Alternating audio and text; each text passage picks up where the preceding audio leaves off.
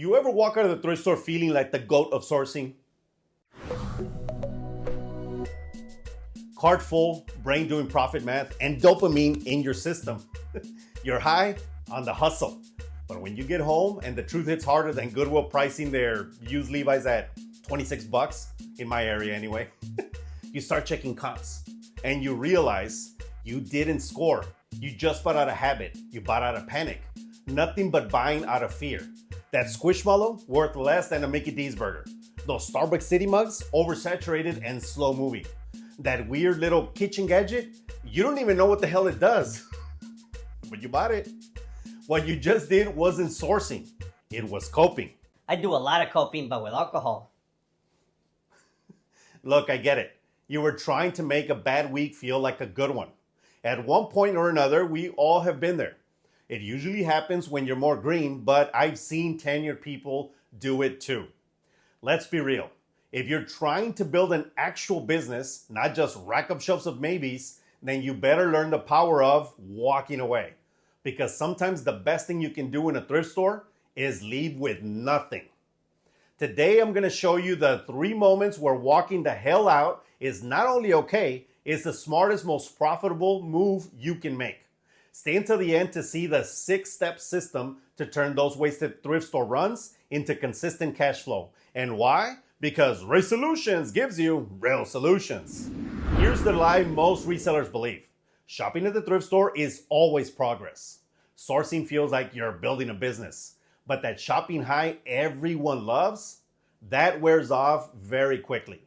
And what you're left with is a pile of shit you don't want to list, no time to list it, and a bank account balance that looks like a joke. Full disclaimer, this isn't a video that will make you feel like $1,000,000. This video has real solutions for real people trying to make real money thrifting with a system that actually works. I'm going to show you one of the best lessons in the world everyone should learn early. What's that? Exactly when to say no. And this mindset can be used in other parts of your life too. No can be your best friend when used properly. What I'm talking about today is the sourcing high, the death pile lie, and the bad rules that ruin your margins. Let's get to it. That sourcing high is lying to you. Let's start with a typical bad week. You haven't found anything, store after store, ni madre. But you're not quitting. You hit one more. You walk in like it's a casino. Just one more spin. Just one more row. And then bam, you spot something. A couple of Starbucks City mugs. Maybe a plush. Something that looks vintagey. Your brain says, Pole. Car starts rolling. Your brain's shouting, hell yeah. But should you really be celebrating? You start guessing instead of checking. You talk yourself into it. This could be rare. Maybe this one's trending. You start filling up the cart. But you're not checking actual data. You're chasing a feeling. You want the trip to matter so badly that you force it to. That's not reselling. That is desperation. Calm down, Bruce. What I meant was, it's like gambling with your time, your space, and your capital. Here's how you break the loop. Treat every item like you're investing your own paycheck into it, because you are. When you don't work a typical 9 to 5, you don't see that paycheck stub. It could be easy to mistake that money for just random money. It doesn't feel the same as when you get the paycheck. Once you recognize that, let me ask, would you pay $12 on that item if the comp data isn't strong? If the sell-through isn't there? If it's just a maybe? If the answer is no, then walk away. This isn't eBay roulette. It's your business. And every maybe you buy today becomes tomorrow's death pile. And speaking of death piles, that death pile is also lying to you, just like the sourcing high. Have you ever really taken a good look at it instead of just a fleeting glance? Death piles are just graveyards. It's perfectly good money tied up in dead inventory. We all got one or had one. It starts innocent. A few things from your trip, you'll list them soon. But then another trip, then another. And that first batch, still sitting there. You tell yourself it's just a backup inventory. You think, I'm staying ahead. But you're not. Unless you're buying with purpose for the future, you're falling behind. Because here's the thing. Unlisted inventory isn't inventory. It's dead freaking weight. It's wasted money sitting in a bin, or a bed, or a box, or a bench, or a bucket, or a basket. I like that beat. Me too, it's super fun. But that dead inventory, definitely not fun. It doesn't drive traffic. It doesn't create sales. It just stares at you from the corner. And then guilt kicks in. You avoid your workspace entirely. You tell yourself you're not in the mood to list. But what really happened is that you lost control. You let shopping become the reward, and listing, that became a chore or an afterthought. So what's the fix? Set a listing rule and make it non-negotiable. No new sourcing until I've listed X number of items. And that number depends on your time and your goals. 5, cool. 10, fine. But it has to be consistent. This rule does 2 things. 1, it gets your pile moving. And 2, it rewires your brain to value follow-through over emotional buying. Because here's the hard truth. Real resellers list more than they shop. They keep inventory lean and always moving because momentum doesn't come from buying. It comes from getting shit listed and sold. Now let's talk about the third killer, your bad sourcing rules. Make good rules for yourself or be doomed to fail. You hit up your favorite thrift store. You pulled big sellers there before. So you walk in ready to score, but prices are kind of off that day. Levi's at 25 bucks, boots with cracked soles, art that's warped from humidity, but you still feel the need to grab something, anything. You don't want to walk away empty-handed. It feels kind of wrong. Oh, so wrong. So what do? You start negotiating with yourself. Well, maybe these jeans will move. Maybe someone will buy this for parts. Maybe I can clean it up and get more. That word, maybe, it's terrible and has no place in business. Either it's a yes or a no. Let me be clear. If you're saying maybe in the aisle, you already lost because you didn't walk in with rules. You walked in with hope. And hope isn't a sound strategy when sourcing. It helps with, say, motivation, with future predictions of your life, with wanting your suegra not to come over.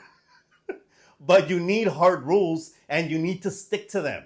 That means having those rules set in stone before you even get out of the car. I don't pay more than $8 for Levi's. No plush unless it's trending above 20 bucks and moving fast. No shoes with heel drag, period. No basic brands that sell under 15 bucks.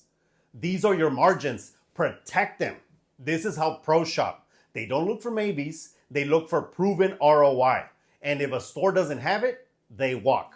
With that said, how do you take all this and make it run smoother than I do on a first date that ends in, oh my God? I can corroborate that. I sleep in the room next door. Here's how to build a sourcing cycle that keeps you lean, sharp, and profitable.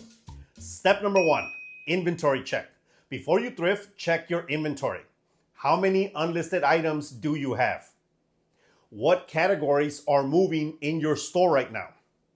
What's been sitting for weeks on end? If you've got a backlog, that's your first red flag. Step 2, set a cap and a budget. You're not there to hunt, you're there to invest. Set a cap. Maybe it's $75 this week. Maybe it's 10 items max. Set the rule before you shop. Step 3, define your rules. Use rules like the TSA scans luggage bags. No jeans over $8. No shoes with heel separation. Only hard goods with fast comps and 50% plus ROI. And you don't adjust these rules on the fly. You enforce them. Step 4, source with ROI in mind. This isn't retail therapy. You're scanning for data. Your phone is your tool. Use it. Trust your gut, but verify. Step 5, list within 24 hours. Whatever you buy gets listed immediately. Not next week, not when you have time, same day or next day. Step 6, evaluate. What sold fast? What's still sitting? What would you skip next time? That's your feedback loop. This is what separates real resellers from hoarders. You build a habit that compounds over time. You spend smarter, you list faster, and you grow leaner. Let me tell you what's hard. Leaving empty-handed. It sucks, I know. It feels like a waste of time.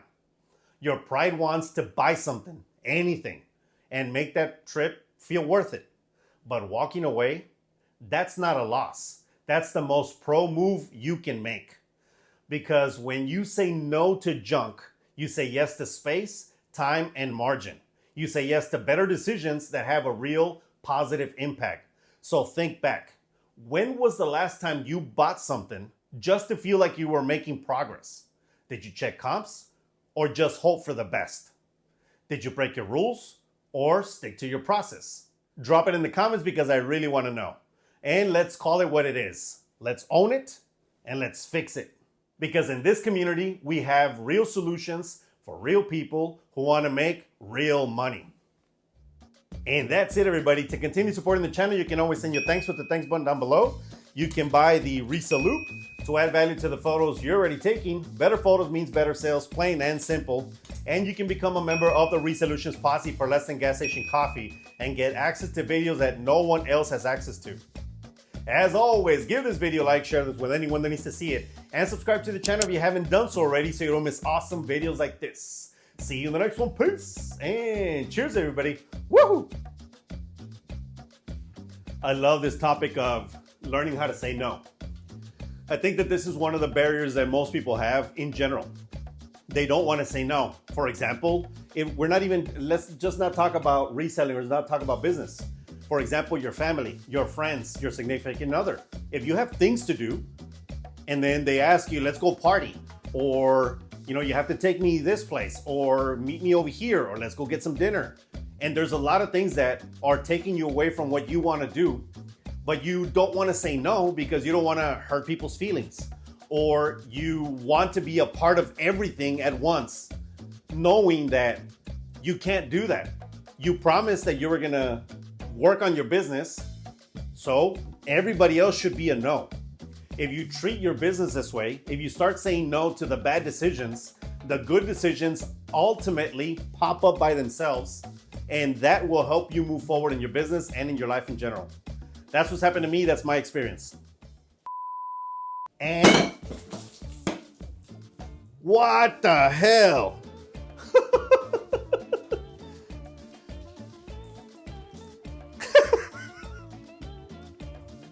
Well, this is the first. Oh, I get so into my video sometimes that too much of that flailing around, obviously, is not good. Oh, and I can't believe that I did it on video. Oh, that's good, I guess. It's good for the historical value. Wow. There's a carpet down here, and it's super wet. God damn. Okay, I'm gonna have to do this all over again. First, I gotta clean up. This is my carpet because I use it as X marks the spot when I'm shooting. This is my mop. By the way, I do recommend this mop, this cedar mop. It's awesome. I've had it since I broke my wrist when I hit a deer a long time ago, and I was unable to really do much with one. Everything I had to do with one arm. So this helped a ton because I didn't have to ring it. You ring it with your foot on the base. Insane. So I do recommend it if you guys are looking for a good mop. Cedar number 2, round number 2. And this is just a más o menos. It's just a quick little mop because I gotta finish a shoot and I gotta lift the table because it's on some risers to make sure it's the height that I want it to be. It's part of the game. And if you guys notice that I'm wet, pues me vale madre. I'm not gonna change.